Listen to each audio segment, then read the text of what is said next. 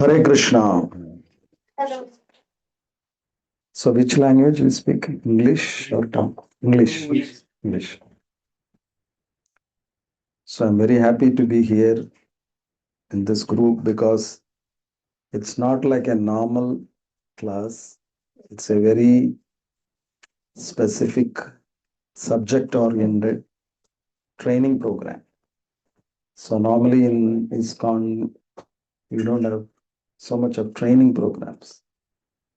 So, it's good that the leaders here like Harinam Prabhu, Naresh Prabhu, Sharanam Prabhu, all of them, they have taken steps to give training programs to the members. One of the important duties of a leader is to make sure that the quality of the members keeps increasing. They are constantly updated so that they can take up more service opportunities. So the context of today's this training program or seminar is we have got opportunities to teach children in the schools. So when we talk about education, there's a famous saying, education is not simply about teaching how to read, but what to read. Did you understand that? It's not about how to read, but what to read. That is what is education. And when we talk about education, there are two kinds of education. One is education for the adults, and another is education for children. Which one do you think is easy? Adults is easy. Normally, people think children, it is easy to teach children. It is very difficult. Why it's difficult to teach children is because normally children are taught by adults, and adults are in a different mindset, and children are in a different mindset. So it takes a lot of effort to come to the level of children's psyche and then teach according to their understanding. So it requires a lot of training to teach children.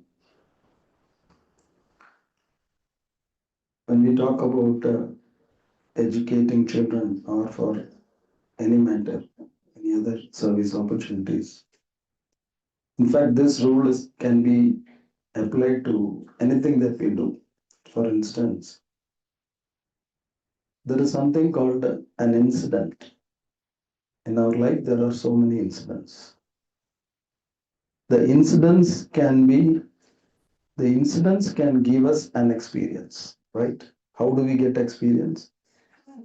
Through incidents. But this experience can be positive or negative. Sometimes we say, I got a positive experience. Sometimes we think it was a negative experience. Now, what is the reason for the experience turning out to be positive or negative? The mind, the expectation, or are the incidents responsible for that? No. The incidents in themselves, they are not responsible for the kind of experience we have. It is our attitude. If we have the right attitude, then we get the right experience. If our attitude is negative, then the experience is also negative. To give an example, suppose you get some guests in your house and you like them very much. And when they come, you have to do a lot of work. You have to clean your house. You have to do some shopping. You have to do cooking. You have to take care of them. So many things to do. but the whole experience is very positive and pleasurable. If the guests who come to your house are dear to you, isn't it? If unwanted guests come, like your mama, mommy, or whoever it is, if you don't like them so much, then the whole experience becomes negative. So the incident is same. Guests came, but the experience was positive or negative. So it depends on your attitude. And if you change the attitude, then the experience will also change. Isn't it? And how do we change the attitude? Through knowledge. When we have the right knowledge, then we will have the right attitude.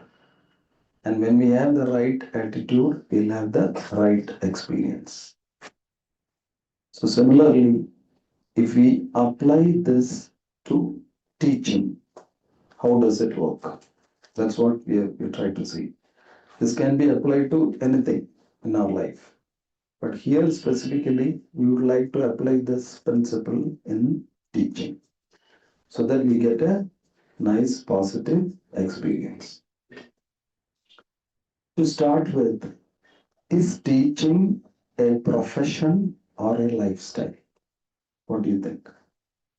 For us devotees, when we go and teach, is that going to be a profession for us or is that a lifestyle for us? Service, lifestyle. Why it's not a profession?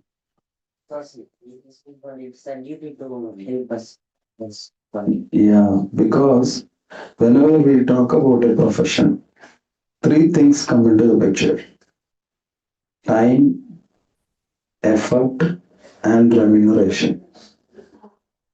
Isn't it? Any profession is governed by these three factors: time, effort, and the remuneration. When we see teaching as a profession, what will happen is you want to spend a limited amount of time, a limited amount of effort for some remuneration, isn't it? Because in any profession, you will not be ready to spend so much of time and so much of effort. You will spend time and effort as per the remuneration you receive. So the remuneration guides the kind of time and effort you put. But in the case of teaching, especially when we teach, then it is not based on remuneration. So then it doesn't become a profession, it becomes a lifestyle. Lifestyle means it is embedded in us. We are always teachers. It is not that we are teachers from 9 a.m. to 5 p.m. We are always teachers. We always teach. Pyare dekho, tare kaho, Krishna Uplifting. When is this rule applicable? At what time? Yare dekho, tare kaho, Krishna Uplifting. What time? Anytime. Anytime. So for us, teaching is a lifestyle. We are always teachers. So how do we look into teaching? There are 5 factors that we need to understand or we need to incorporate into the art of teaching. Teaching is actually considered as an art. Why teaching is considered as an art? Any idea? Pardon? But it's a different system. It's art is to attract people generally. So teaching is also like to attract the way means others to make them understand, and that too in a pleasant or maybe whatever they like they way. So if you are able to impress them, then So definitely one point that Prabhu is bringing up is art is there to attract people. So if teaching is an art, it should be able to attract people. We should get into their shoes and then. Yeah, we should be, there are two things, being sympathetic and being empathetic. So Mataji is saying we should become empathetic. But when we talk about art, teaching should be attractive. That is one important point. So that is why there was a saint, her name was Avvayar. So she was coming up with some rules for speech. So she was saying, Unmeye pesu. First rule. Always speak the truth. Inidaha pesu. Second rule. Even though it is a truth, you should present it in a sweet way. Sabai arinda pesu. That's the third rule. Sabai arinda pesu. That means what? know the forum. You know the forum and the delivery. You speak as per the audience in front of you. Sabai arinda pesu.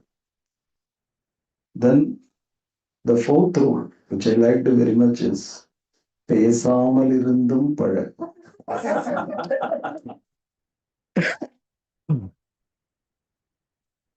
That is one rule which is very difficult to follow, especially for Matas. Because a research says that on an average, males speak 3,000 words. Do you know how many words females speak? 7,000 words. பேசாமல் இருந்தும் பழகு. Practice maunam. Silence is golden. So, in teaching, sabai arindu pesa. If teaching is an art, then it should be attractive.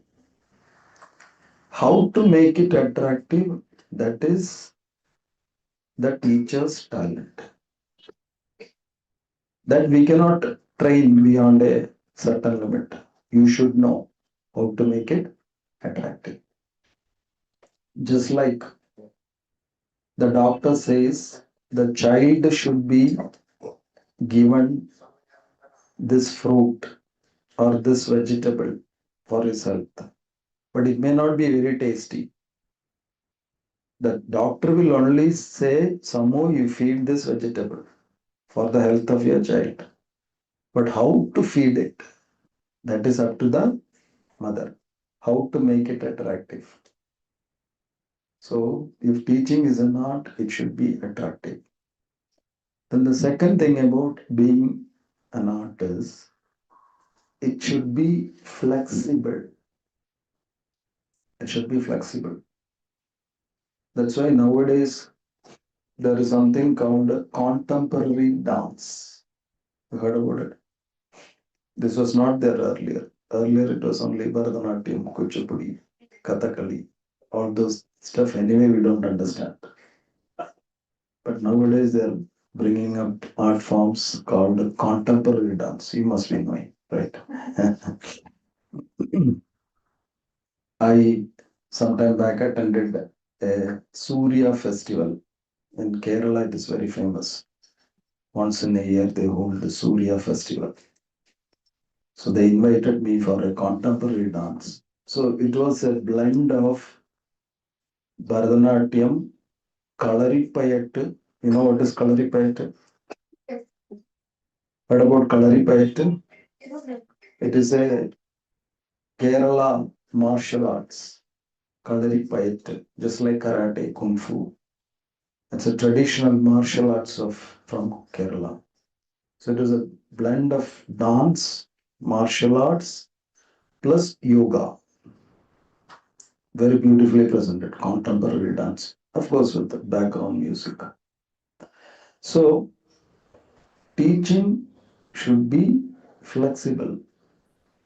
There are no hard and fast rules that I should teach only like this. I met one devotee. So, he gives classes. So generally the devotees say that his classes are very serious type of classes. And then when I heard this feedback from the devotees, I talked to him because he was like my peer. I said, Prabhu, you're very learned. You can give wonderful classes. But add a pinch of humor, Don't make it too serious. Already people are very serious in their lives. So when they come to the temple, you make it more serious. People may not like it. It is always good to add some pinch of humor. And you know what he said? He said, I am a Prabhupada Anuga. Prabhupada Anuga means what? Follower of Prabhupada. Prabhupada never used to crack jokes in his lectures. So I will also not do that. What do you think about this standpoint of this person? In Prabhupada's time, Hmm. but here in third point you told to speak as per the so it should be as per the audience based. Yeah. See, Prabhupada was a powerful ācārya. You cannot imitate him. His words carry so much weight and spiritual potency. You are not up to him. So you have to somehow attract people. Then only they will hear. So teaching should be flexible. So like this, teaching is an art form. So the 5 important points that we have to understand about teaching is, the first point is, teaching is a relationship. Teaching is a relationship. This is one unique feature of teaching. Say, for example, you hired an engineer for constructing your house. He did a good job. And then you are happy you paid him. After 10 years, you meet him somewhere. Will you go and touch his feet and say, oh, engineer, because of you, I'm living in a nice house? No, You will never do that. it can complaints. You will only give problems. If you have a lawyer, he won a case for you. Again, you meet him after 10 years. Will you go and touch his feet? No. But if you have a teacher who taught you in your 5th grade, you are already 55 years old. And then in a function, you see your teacher. What will you do? Teacher, isn't it?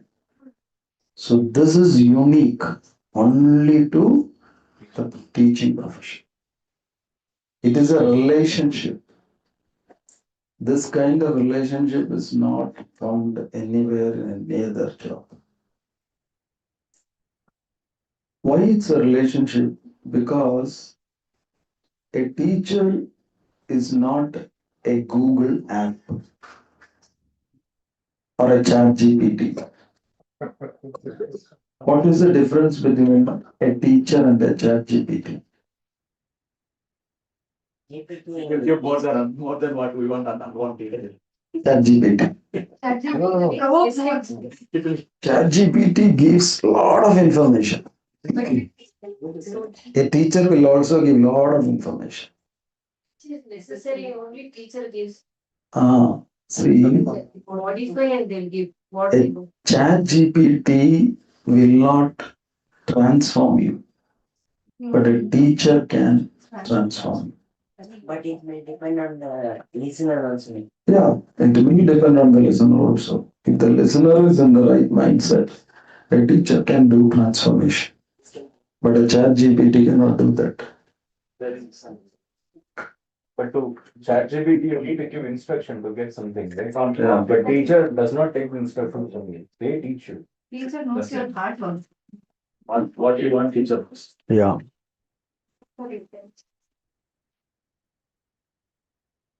I was talking to a CEO. We used to have a meeting with a different company owners when I was working with Asianet. So one of the CEOs, he was saying, in the future, everything is going to be equal. Suppose there is a company which is manufacturing air conditioners. Any company you take, the technology is going to be the same. Copper coil, then some features are there, no? Inverted, what is it? Inverted AC, something and all they say. So the technology is equal. In every company, they have the same technology only. But what makes the difference is customer care. That is what is going to make a company successful, not the technology. Because now the technology is available for all the companies. There is no secret recipe for making an air conditioner. It is the same. Maybe externally you can make it a little more, the design you can change. But at the core of it, an AC is an AC. But customer care makes all the difference. So that is why nowadays the companies are investing a lot on customer relationship. Customer relationship. So a teacher, the profession of teaching is a relationship. It's a long-lasting relationship. So whenever you are teaching a kid, always understand that you are getting into a beautiful relationship with that kid. Maybe for you, it may not be a great relationship because you already have two kids at home who break your head. You don't want more relationship with kids. I'm already tired of relationship with kids. But then the kids don't look at you that way. In fact, I remember my LKG teacher, even though her face, her name, everything. Because she used to, LKG, you understand LKG? Do you have LKG here? LKG, lower kindergarten, right?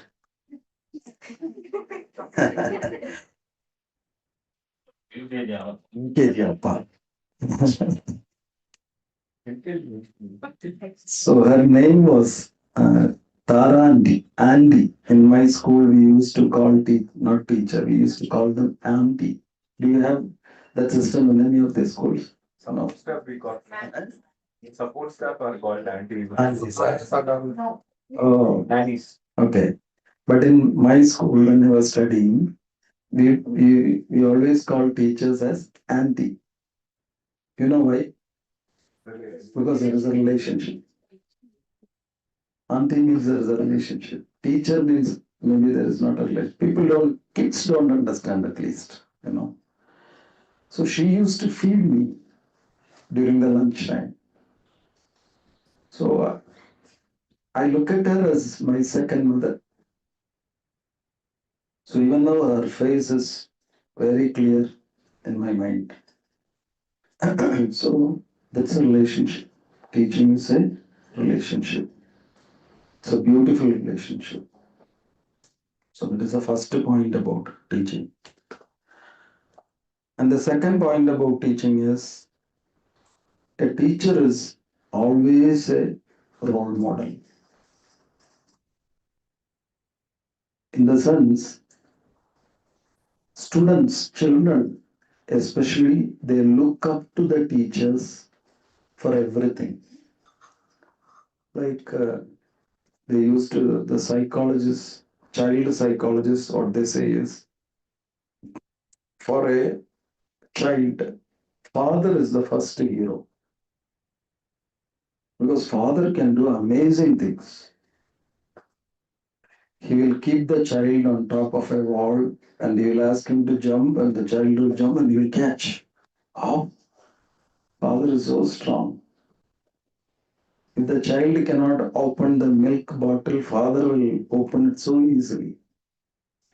So for the kid, father is the first hero.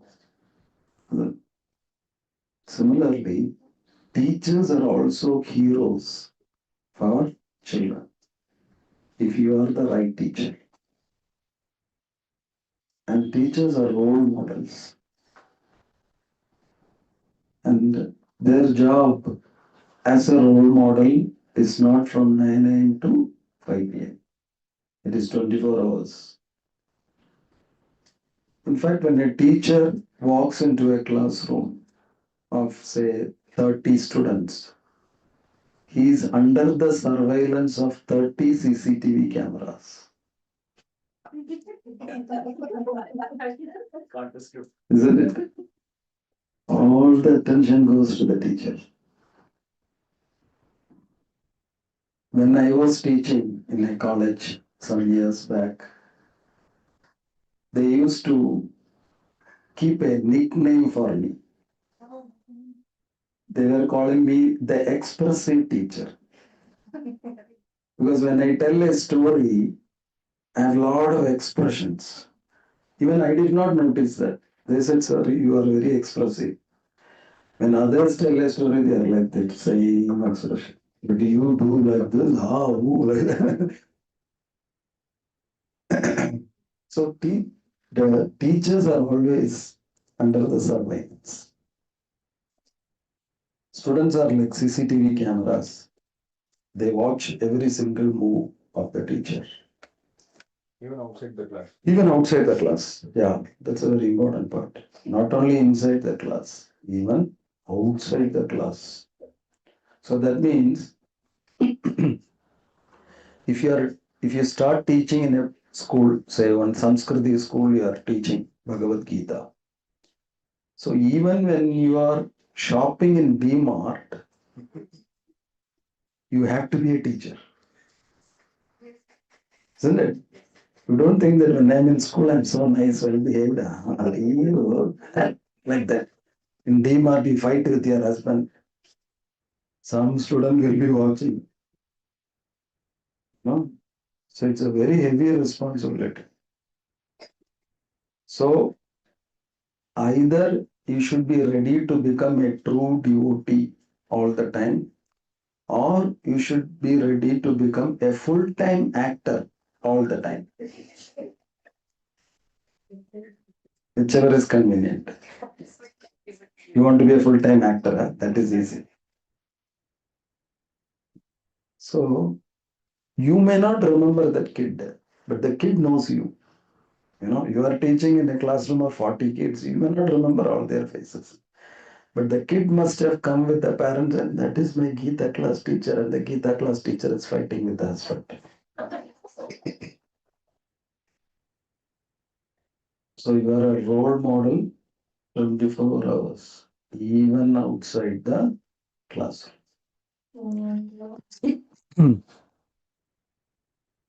That's why there are two kinds of communications. One is verbal and another is non-verbal. What is a verbal communication? Use of words. Through words. You preach, you sermonize, you teach. All these things are verbal communication.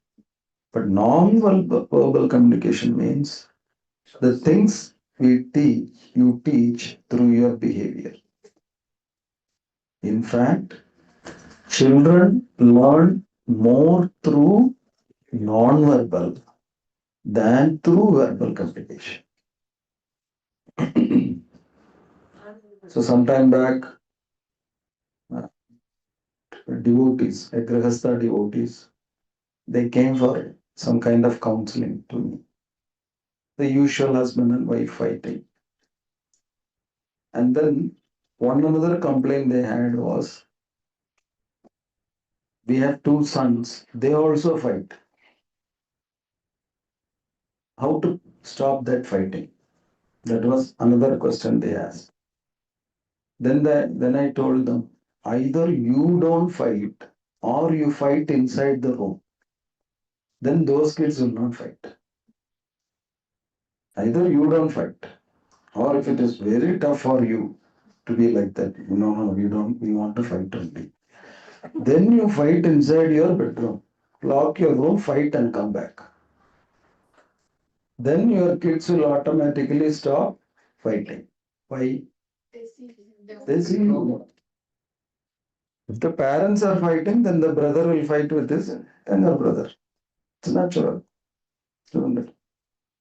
And the children have an amazing ability. They have 2 years. 1 year it is for their own personal things. Another year is for what is happening in the house. Especially what the parents are saying. The Buddhu parents think that I am in the other room, he is in the hall, he will not know anything. They know everything. Their antenna is very powerful. Newly made, brand new. Your antenna may be old, 50 years old. His antenna is brand new. So they can sense things very fast. They may be sitting in the hall and drawing something. You will be fighting conveniently in the other room, but he will sense it, that my parents are fighting.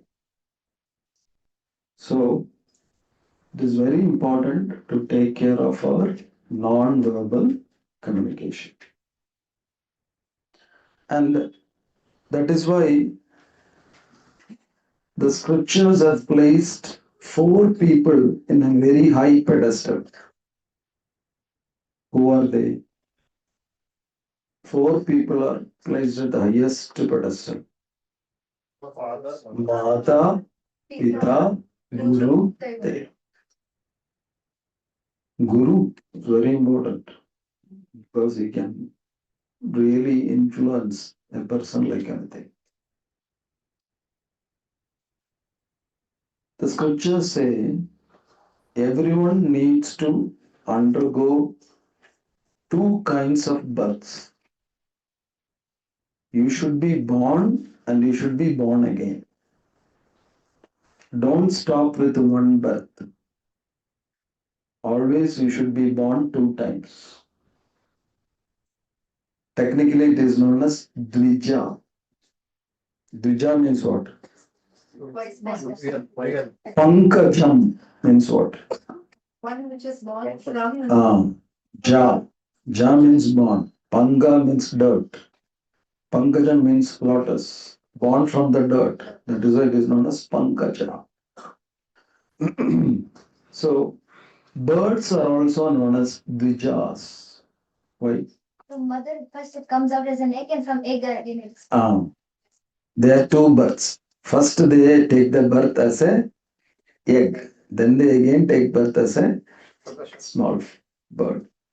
Similarly, human beings should also have 2 births.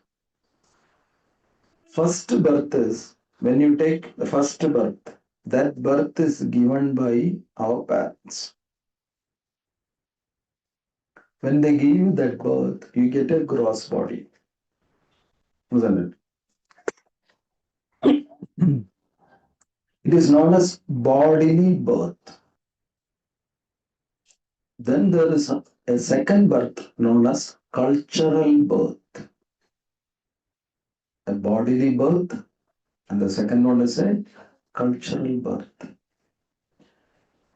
When you have a bodily birth, you will do whatever your senses ask you to do. That's why children, when kids, especially small children, If they want to, if they feel like urinating, they'll immediately urinate. They will not think, oh, I am in a teacher training class. So many people are there. If I urinate, the Prabhu's dhoti will become wet. All those considerations you don't have. And if they want to shout, they will shout. If they want to cry, they will cry. Isn't it? They want to throw a tantrum, they will immediately throw it. So they are guided by their senses. Just like animals, isn't it? That's why many animals, if they want to copulate, they will do it publicly. So that is the first birth. You are completely driven by the whims and fancies of your senses. But when you take the second birth or cultural birth, you act as per dharma and adharma. When you are trained to act as per dharma and adharma, then you take the second birth known as cultural birth. Given by Guru. So that birth is given by a guru. When the parents don't give that. That's why there are different stages like Vipra, Dvija, Brahmana. Even though we use it as synonyms, they are actually not synonyms.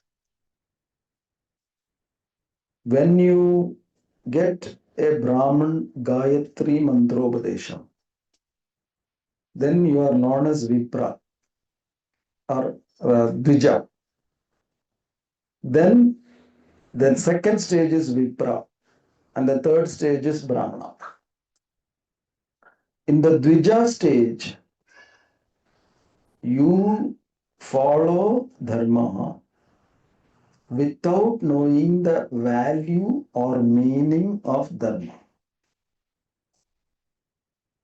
In the second stage, you follow dharma knowing the meaning of dharma. In the third stage, you follow dharma realizing the meaning of dharma. So there are different stages. Did you understand? First stage, you follow, but you don't know. In the second stage, theoretically you know. In the third stage, you realize. That's why when kids, when they are very small, we don't teach them meanings or commentaries or anything. We simply teach them shlokas. You by heart shlokas. That is good for you.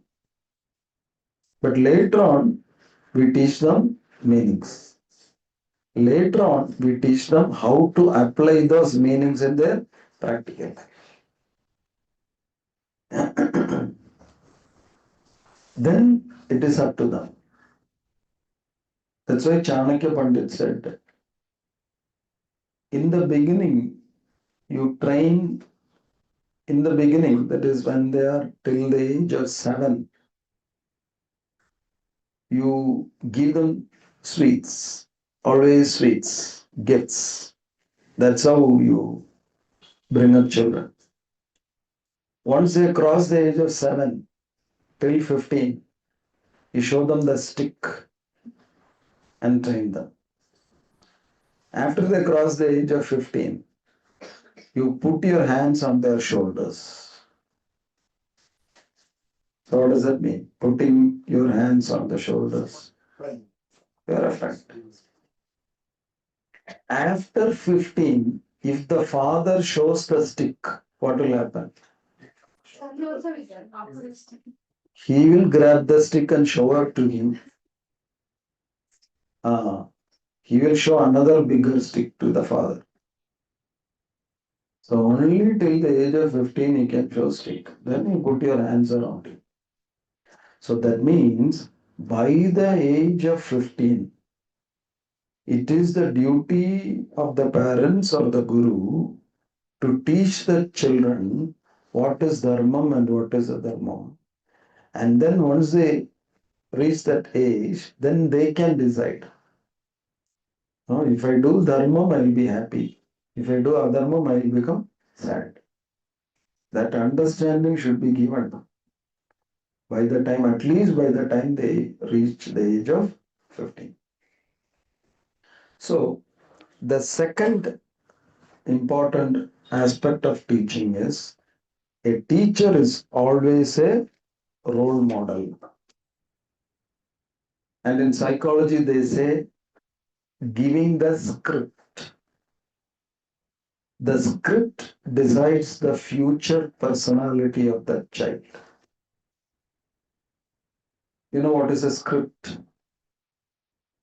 Like in movies and all, they have something called a script, isn't it?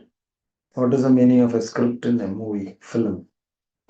Which is written. It's a storyline. It's a storyline. So when a producer wants to rope in a big star for his movie, the first thing he has to tell him is the storyline. That decides the fate of the movie. So similarly, every child has got a script. And as per the script, the personality of the child develops. And the script is written by two people. One is the teachers at the school, another is parents at home. And if you don't write that script properly, then you cannot change the personality of that child. If the parents are violent, then there is every chance that the children also become violent. Because that is the script that they get from the parents. So, the second important aspect of teaching is you are always a role model. What was the first aspect? Teaching is a relationship. And the third aspect is a very important aspect. Teaching is an act of charity. Teaching is an act of charity. How teaching becomes charity? You should not expect anything. And you can do it as a servant. Okay. One point is teachers should never expect anything from the students. That's why in olden days there was no schools, there were gurukulas.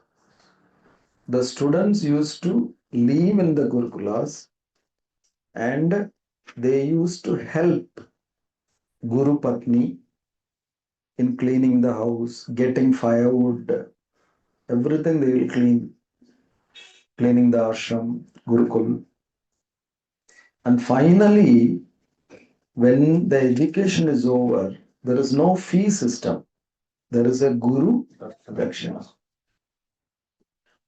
If there is a monthly fee system, what is the problem? Teach only for monthly. Yeah, from the side of the Guru, he will teach for that monthly remuneration. What is the problem from the student side? I am paying, I am coming and learning. Exactly. So the students will feel that I am only paying you. The upper hand will. They will have a superiority complex. Because I am paying you, you are living. You better listen to me. I don't have to listen to you. Correct. That's why when I was teaching Bhakti Shastri in Kuwait, so I was staying in the house of a devotee. He was a doctor.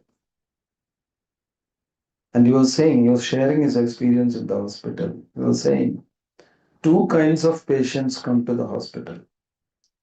One kind of patients, they are expatriates, that is, other nationalities. They are very humble.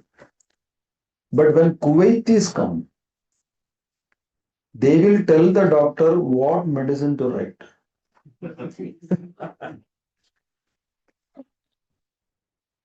They're so adamant, so arrogant. Because they say we only pay.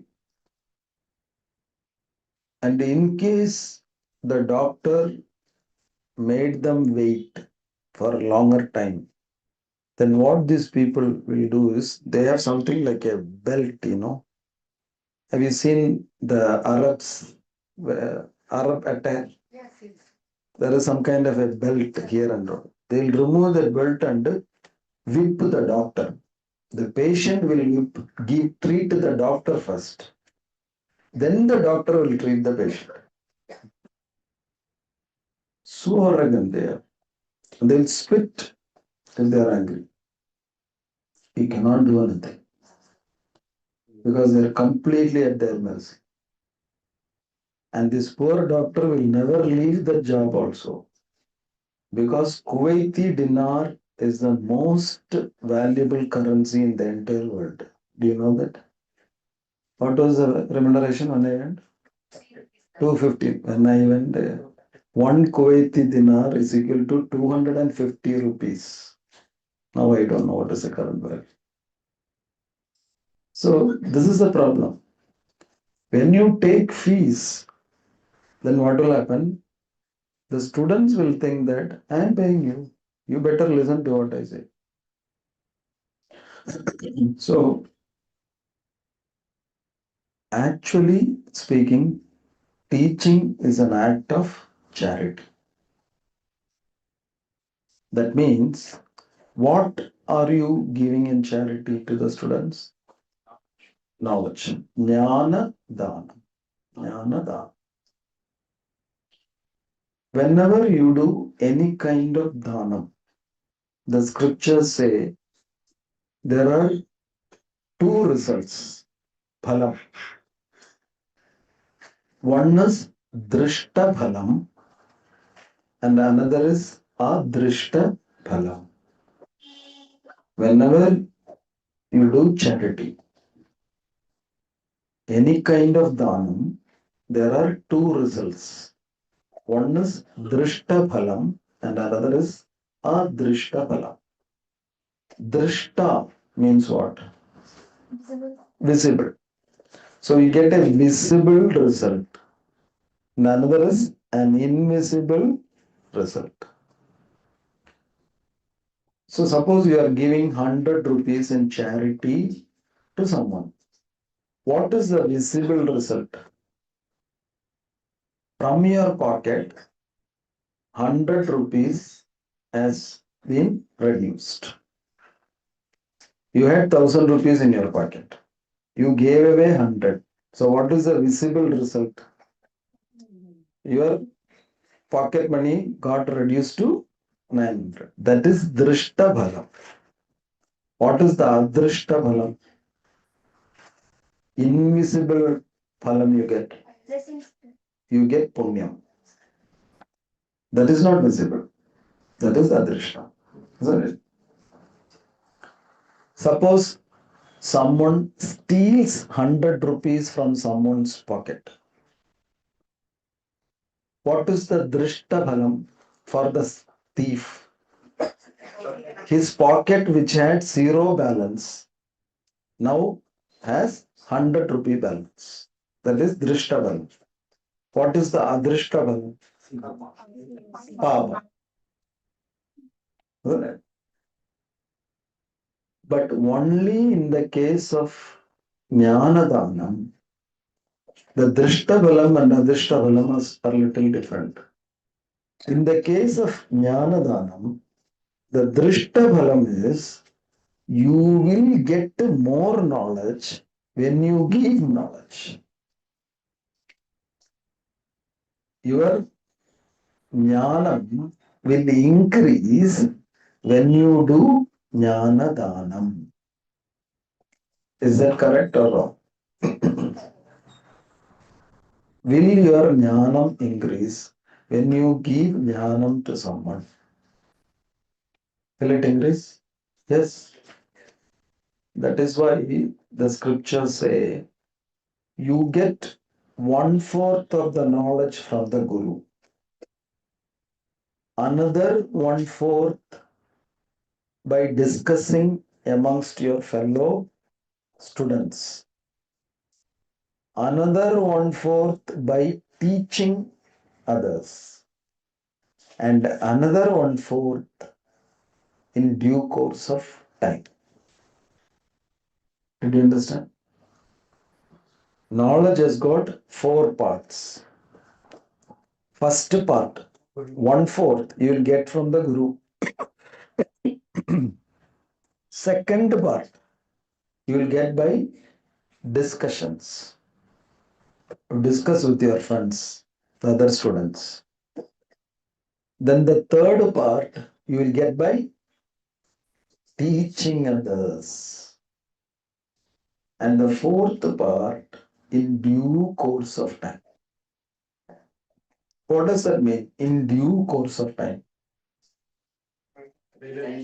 Huh?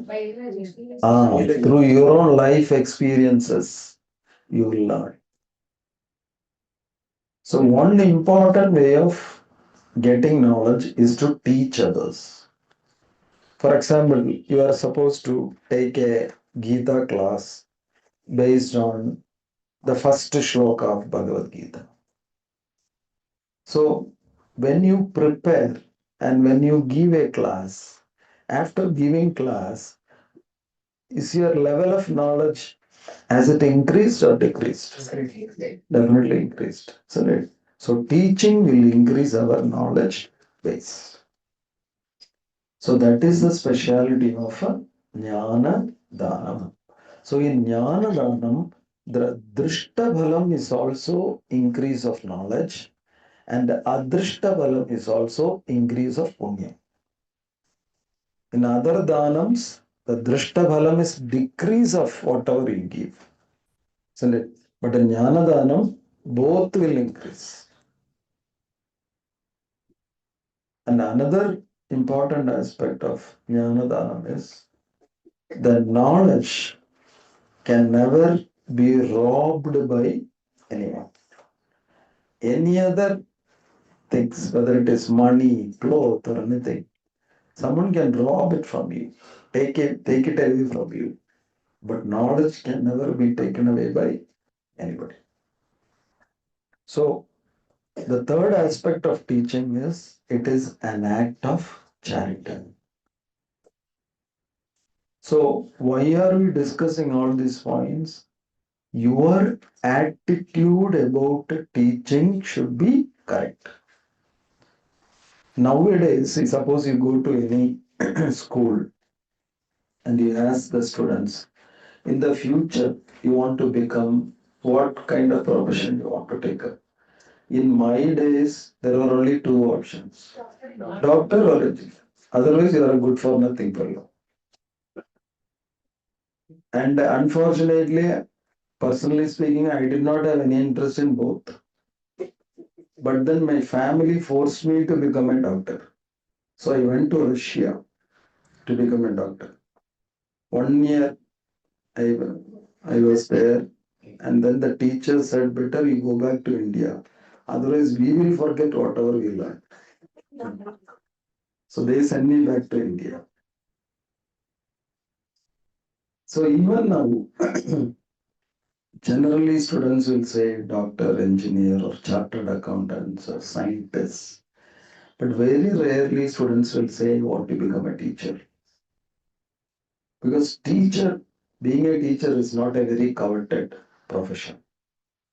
But then you as teachers must understand that teaching is a very noble profession. Then only you will have dedication for that teaching. Otherwise, if you don't have good regard for yourself, then it will get reflected in your teaching also.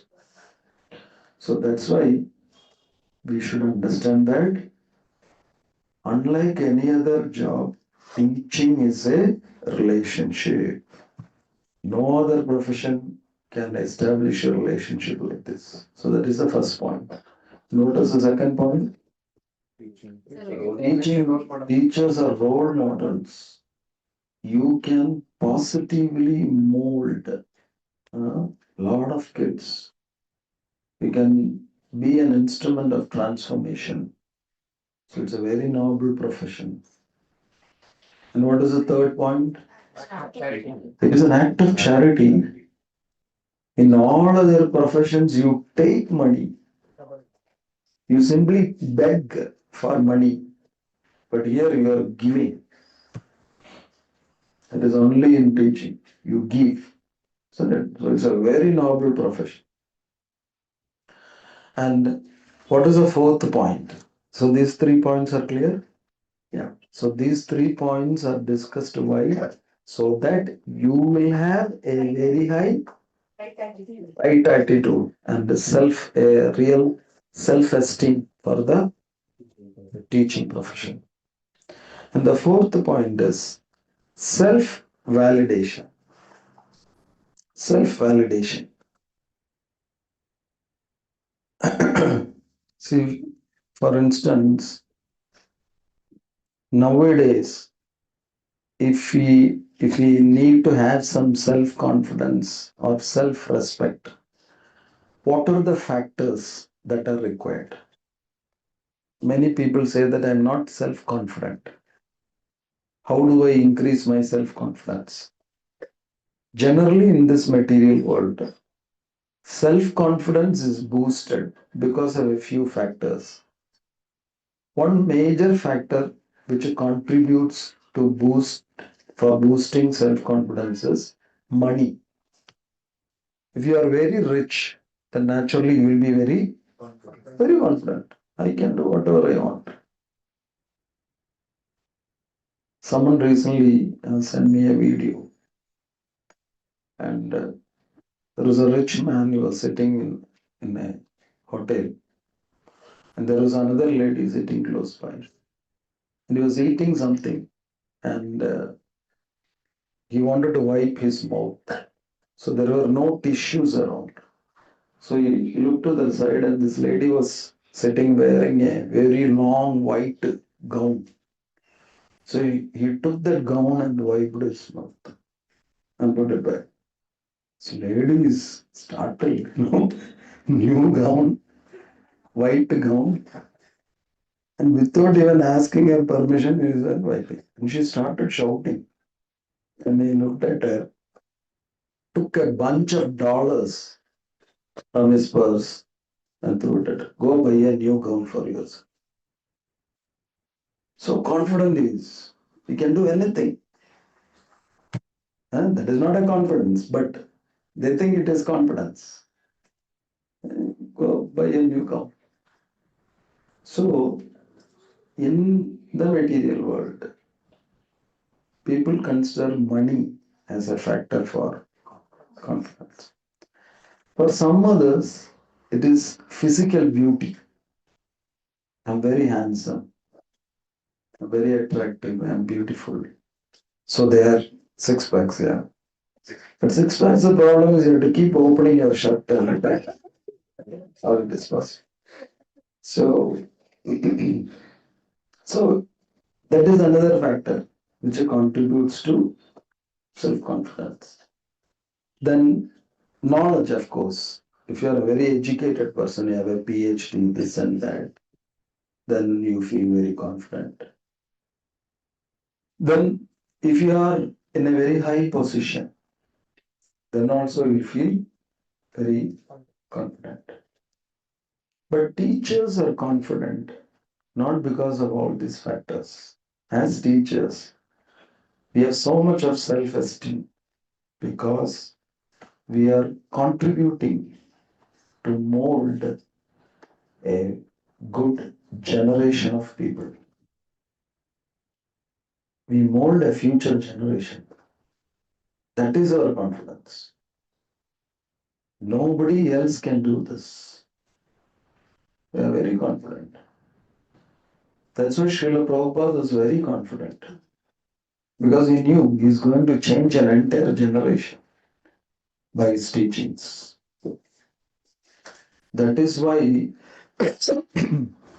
Prabhupada, when he got into Jaladuta, you know how much money he had? 40 rupees. But even then he was very confident. Why? Because he had books. He had Bhagavatam with him. And he knew that with Bhagavatam he can change the world. And Prabhupada always used to walk with his head held high. Have you seen that? Any video of Prabhupada, you see, he walk like this only. I used to imitate that for some time, but I fell down. Because you have to look down, especially in Bangalore, it is very difficult. So many holes, potholes. So you cannot imitate Prabhupada, at least in Bangalore. But Prabhupada, wherever he goes, any part of the world, he holds his head like this. That is his confidence. And he very coolly calls big scientists, you rascal. Amazing confidence he has got. He's sitting in their country, in their place. Even then he is so confident. That is why in Gajendra Moksham, the ācāryas explain, if you compare the strength of an elephant and a crocodile, who is more strong? The elephant is actually more strong. But then the crocodile was stronger in that incident. Why? Because it was in his own place. Sthana balam. So Prabhupada was very confident even though he was not having sthana balam. Because he knew, I can change people. He proved it. The entire hippie culture was eliminated just by his knowledge. So confident. But devotees are not confident. Prabhu, what can I do? They are big people. I am a chota fellow. They are not chota fellows. They are also big, very big. You can change the world. That's why they say, when you have problems, don't tell Krishna that you have problems.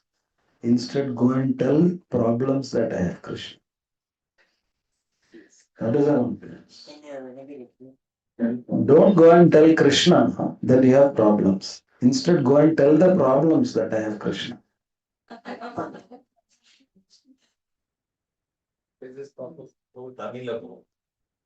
பிரச்சனைகள் வரும்போது கிருஷ்ணர்கிட்ட போய் பகவானே எனக்கு பிரச்சனைகள் இருக்குன்னு சொல்லாதீங்க. பிரச்சனைகள்கிட்ட போய் எனக்கு கிருஷ்ணர் இருக்காருன்னு சொல்லுங்க. So devotees are supposed to be very confident. If you are not confident, that means you don't have knowledge. Knowledge is power. That's why if the leaders, if they want to increase the quality of their members, they should give knowledge. They should train them, give seminars, programs. See, what is happening with our circles is, we have a Sunday class, that's it. And if the Bhagavatam class, when does it start in middle? No, what time it starts? 8:30? No, even the time we are confused. 8:30, I don't know. 8:30 to 11:30. 8:30 to 11:30. That is As per the schedule. So if the class is starting at 8:30, we will plan to reach at 9. So that from 9 to 9:15 we can sleep, and after 9:30 we can get up and have prasad. First prasad. Oh, so then you make it very easy for them. First prasadam and you nicely sleep at the class. See, that is the only source of knowledge that we have. With that kind of exposure, how will you become knowledgeful? Isn't it? Think about it. So this is not enough. This Sunday program class is not for devotees. It's for the newcomers. For us, that is not enough. How many of you devotees are confident to teach a course on Bhagavad Gita to a public forum? Prabhu, I know 2-3 shloka, but the teaching course difficult. Bro. If you also have to come and they're not confident. How many years you are doing? I'm there for 10 years, bro. It is very pathetic. The leaders should think about this. It is like every day we are doing the same thing, the same Sunday program, the same cooking. Are you doing anything to improve the quality of us, our followers, or team members? That is only through courses. There are so many stutis in Bhagavatam. In fact, when I was traveling recently, there was a transit stopover at I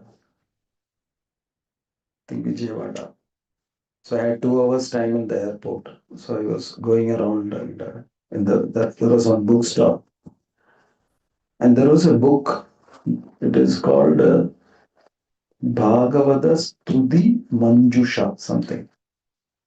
So inside that book, there are 108 stutis enlisted from Bhagavata. 108 stutis are in Bhagavata. We even don't know the number. How many stutis you know correctly? I'm not talking about by hearting the shlokas, the meaning. There is something called a Panchastuti. You know what is Panchastuti? Prahlada Stuti, Dhruva Stuti, Bhishma Stuti, Kundi Stuti, Gajendra Stuti.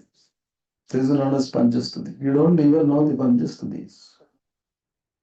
So we should have sessions wherein we can discuss all these stutis.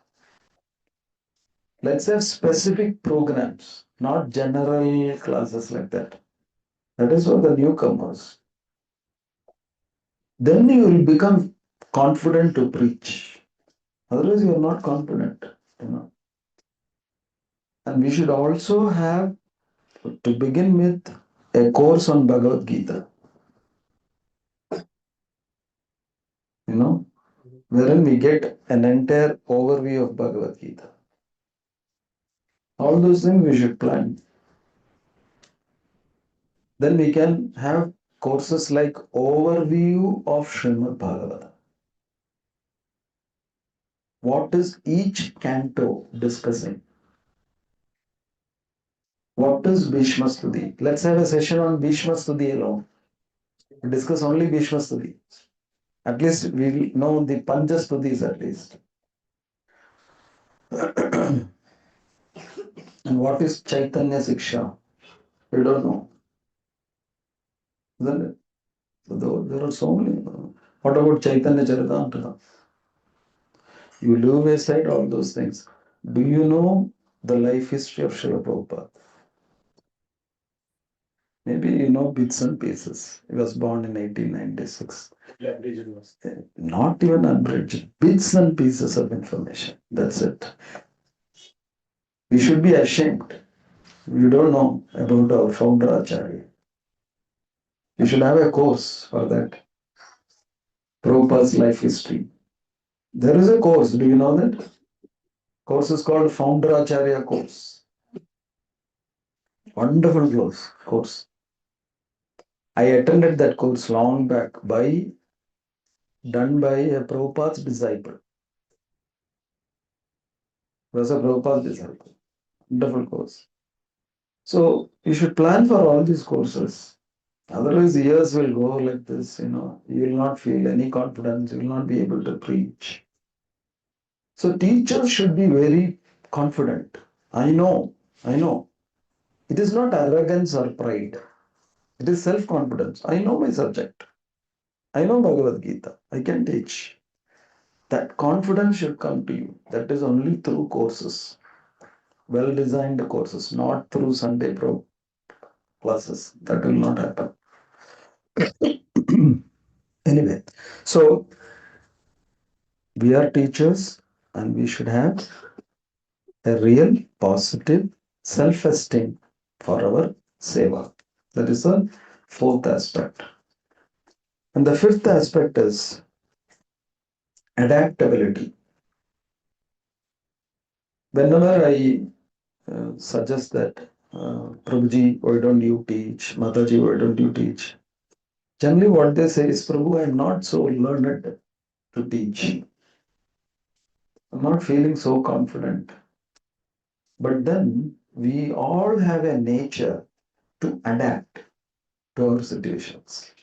So if there is a will, there is a way.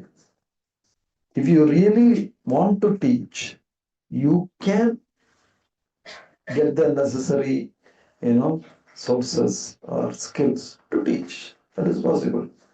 The deep desire is what is very important.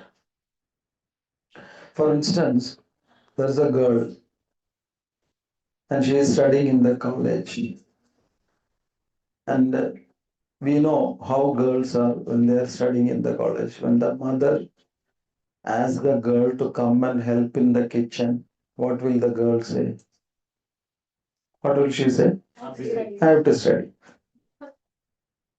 Then she will go inside, lock herself in the room, and she will play video games. But then she will always say, I have to study, I have to study. She doesn't know even how to boil water. In fact, you will be surprised. There was one initiated devotee. After marriage, she called up my wife. She's an initiated devotee. She called up my wife and asked Mataji how to mop the floor. What was her name? No, anyway, we don't have to tell her name. She's right now in Chennai. How to mop the floor. She got educated in UK. She did her studies in UK, and then she got married and she settled in Chennai. And she doesn't know how to mop the floor. So this is the way nowadays girls are brought up. But then, even then, later on, they become wife. They become a wife. Then they become mother. But then they become excellent mothers later on. How? They adapt. They learn things on their own. That's what they say, no. Necessity is the mother of invention. If there is a necessity, then you learn, you'll adapt many things. So, if you can become a mother without a training, then can't you become a teacher with the training? Definitely. So, this point is also very important. If you have a deep desire, then you can train yourself as a good teacher. It is all possible. That skill is inbuilt in all of us. You'll adapt. Our mind will also adapt. Our body will also adapt. We suppose a person from Andhra Pradesh, like I was there in Guntur last month. Even at morning 4 a.m., when we go for Mangalarati, we will sweat in Guntur. And I asked them, what kind of weather you have? Then they said, we have got 3 weather points. Hot, hotter, hottest. 3 seasons we have. We have a hot season, we have a hotter season, we have a hottest season. So, a person from Guntur, suppose he goes to Canada, where we experience sub-zero temperatures, don't you think his body will adapt? Definitely it will adapt. Many people from Andhra are settled in Canada, US, their body will adapt. So that is a God-given gift. Our body, as well as our mind, as well as our consciousness, Everything can adapt. Desire is the driving force. So if you want to become good teachers, you can become good teachers. So what is the time? 6:40. Okay. So we'll stop here and we'll just summarize. Today we learned 5 important points so that we will personally respect the service of teaching. Then there is another aspect, how others see the profession of teaching. That is another subject. But personally, how do we see teaching? That is what we learned. So 5 things. What are they? First one? Teaching is a relationship. Teacher should be a role model. Teaching is an act of charity. Self-validation. Adaptability. Right? Okay. So now, do you have any questions? Any points, comments? Yeah. Everyone can become a teacher where they can deliver the speech or deliver the message to the audience based on the audience or with a pinch of humor. Like, for example, like what you are delivering to us. Every session, whatever you are doing, you are adding a bit of humor to it so that the audience can easily understand it. And similarly, whenever we have Sunday classes, not the Saturday classes, not all the preachers we get or not all the gurus are delivering in the same way, depending on the audience. They are very much focused on what is the sloka is about, what is that we want to deliver. They have their set pattern. Correct. So, should we give a feedback? Are we right to give a feedback? Like, Guru, can we change it? Or Prabhu, can we change so that the audience can accept it? Is that allowed or not allowed, or should we leave it as is? Okay. So, like in any profession, there are certain skills that we are born with. Certain skills we acquire through training. You can take it in any profession, it is there. So, in the profession of teaching also, some people are gifted with that boon of teaching. Any audience they go, they will capture their attention. They will attract them, whether they are children or adults, who are there, immediately they capture. That is a God-given skill. But then you can also train yourself through your constant endeavor, like always getting feedbacks or recording your own speech, looking at it in a very critical way, attending training programs. Through all those efforts, you can improve your teaching skills.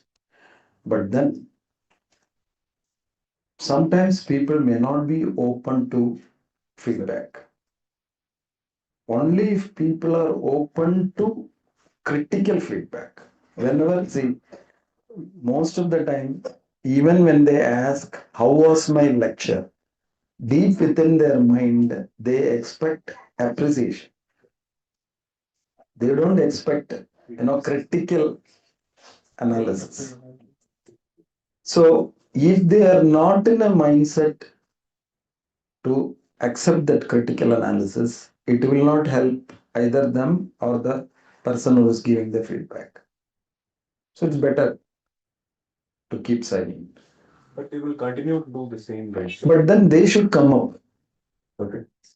They should be ready to change, willing to change. Because sometimes I was giving the example of that Prabhu, no? He said Prabhupada was like this. So how can you change it? He's saying, I am Prabhupada Nuga. That he has to change. So if you are not willing to change, how much ever good feedback you give, that will not help them.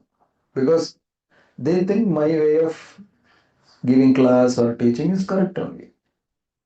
If they have that kind of strong understanding, you cannot do anything.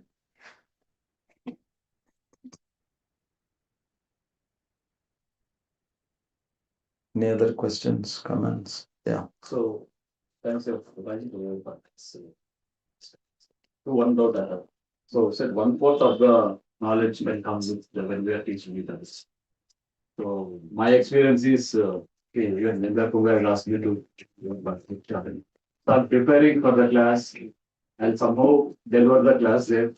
But after delivery, I didn't remember anything. So, how to overcome this one? You don't remember means what? I'll be able to explain the class. I'll refer to some classes. I'll refer to Prabhupada, one or something. Somehow I will deliver the class on the day. But if you see the next day, I'll not remember all the points. Maybe 1 or 2 points only I'll remember. Okay. So it means it's not like I'm sharing my realization. I'm just mugging up or by heart. Yeah, exactly. And I'm just vomiting this. Yeah. So that is, there are two ways of preparing for a class. One way is, as you said, you come up with some points, then you by heart them, and then you just tell whatever you have by hearted. Another way of doing it is the sharing your realizations.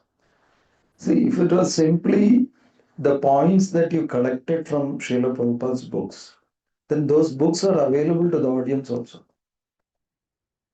They don't really require your help. In fact, in the books, it is presented in a better way, isn't it? So, what the audience is looking for from the speaker is his realizations. That is what is the real contribution that the speaker has to give. That is not in the books, isn't it? That live examples, his own personal experiences. That is what is more important, valuable for the audience. So, when you are supposed to give a class on a particular shloka, of course, first you have to come up with all the technical points so that your class is theoretically correct. Then you have to see how I can relate it to my personal experience and realization. Or if you don't have a personal experience or realization, can you find a personal realization of some other devotee? So that is important. Either it's your own personal realizations or it is some other devotee's realization. Then it adds value to that class.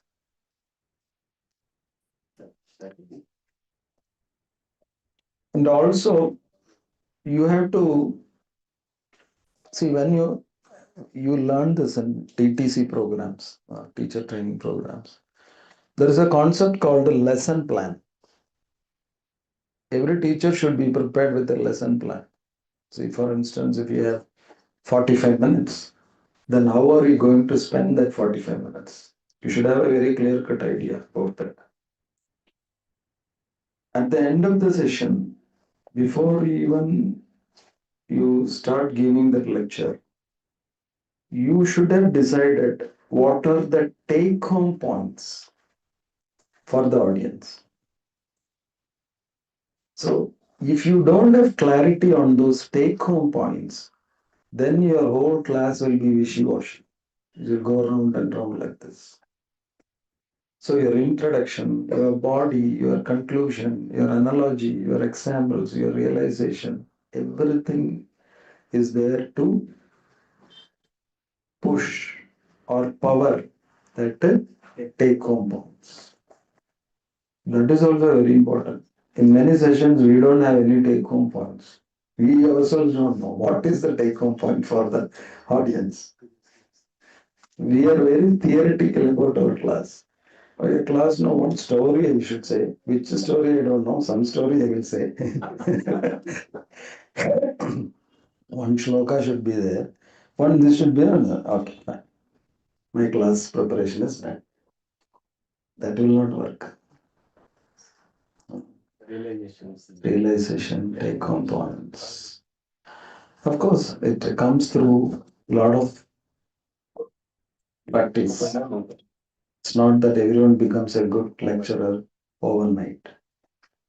And every time after you give your class, you go home and you do an introspection. Of course, you get feedback from the audience. That is fine. But apart from that, how did you feel about your class? That is also important. You should be your worst critic. Nobody should criticize your class heavier than you. But most of the time we get carried away by the applause of the audience. They are actually being very kind to you.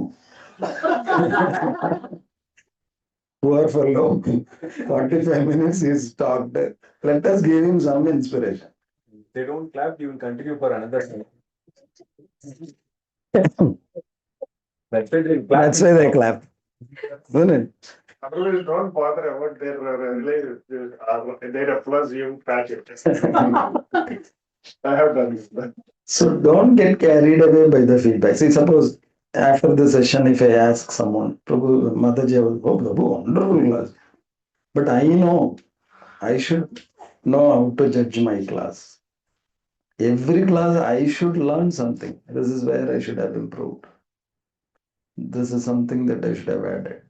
All those things. It comes through experience. And of course, the most important thing is to pray. It is ultimately Guru and Krishna's mercy. Because many times I felt that when I prepare very nicely for a class, because they already inform me, I get two kinds of opportunities. One is extempore. I will be invited for a housewarming session. They'll say, Prabhu, you just come.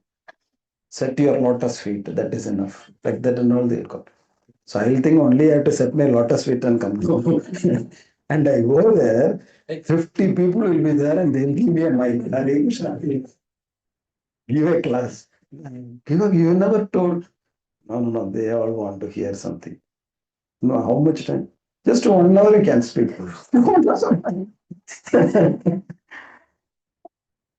So that time, you really pray to Guru and Krishna. Krishna, something should come out, But those classes are excellent classes. But there are times when I am given enough notice period and I prepare weeks together, but those classes are not good. You know why? Huh?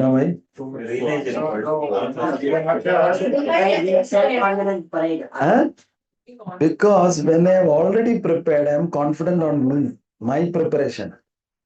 But I am not prepared, I am depending on the mercy of Guru and Krishna. That doesn't mean that you should not prepare. But the prayers are also very important. How much ever you prepare, you understand that their mercy is important. Thank you. Matajis are our best critics, right? Really? Yeah. Matajis, especially wives, are very good critics. And we should take it in the right spirit for our good. Depends on right attitude. That's what I know. If கூட நான் correct தான் சொல்றேன். Don't forget that 2 of your kids are here.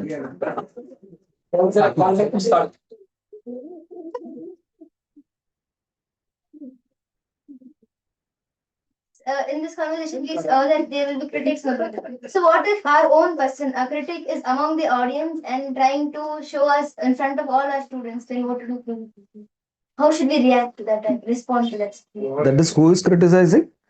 If, for example, my example, I am here teaching something to some group of students, and if my brother criticizes me, how should I respond? In front of them? Okay. See, actually speaking, there is an etiquette that criticism should be done in private, appreciation in public. That is etiquette.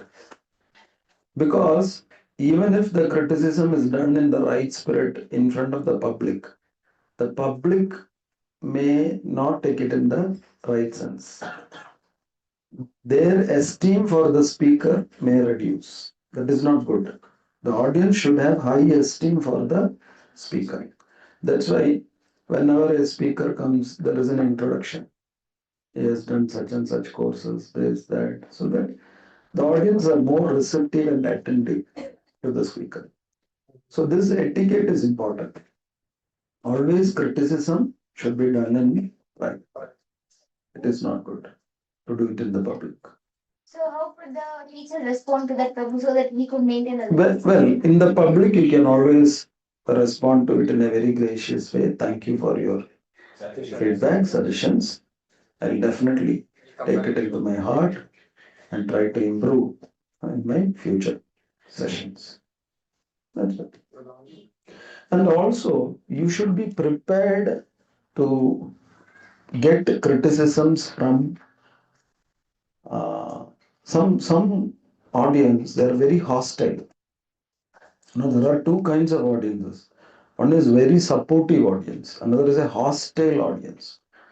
You can see hostile audiences in Kerala, especially. They don't have any regard for the speakers because they are already very learned. They are very literate. Even if they are not literate, they think they are literate because they belong to the highest literacy state.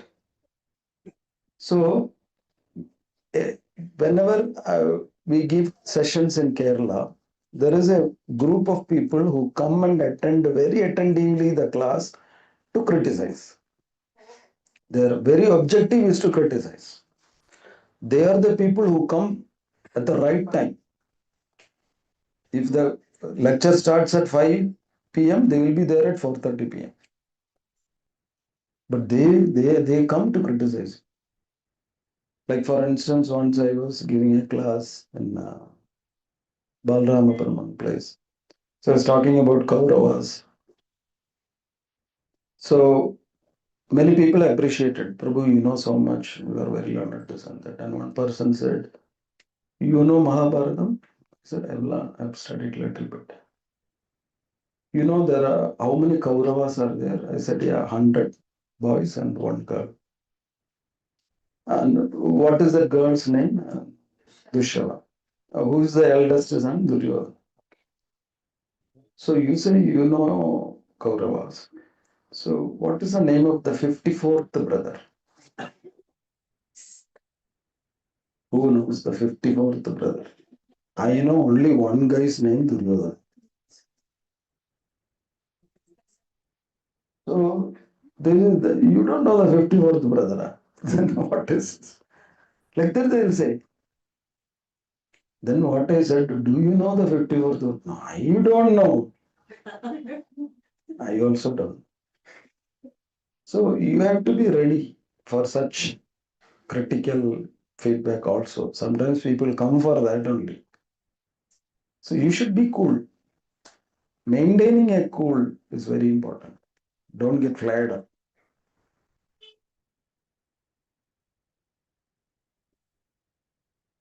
Okay.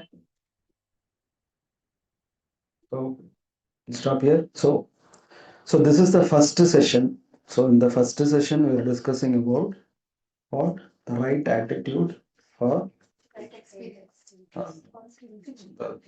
service of teaching. So we said that incidents result in experience.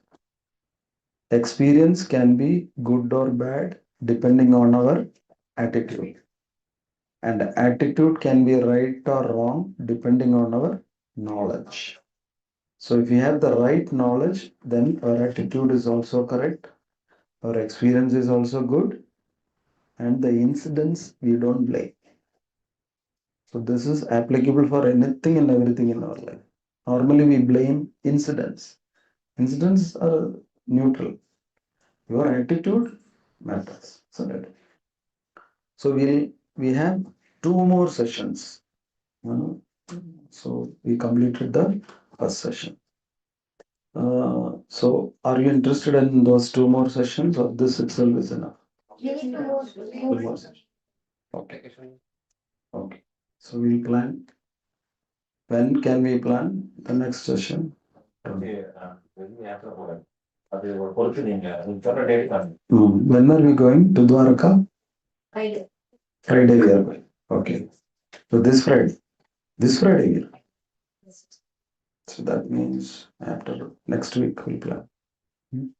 But there should be some continuity, otherwise it will not be effective. So then the next week after that we'll plan like a session. Okay. Hare Krishna, Jai Śrīla Prabhupāda ki Jai.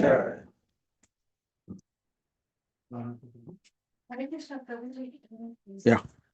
So self-validation is important. So there is a thin line between humility and confidence. So here we teach our children or adults to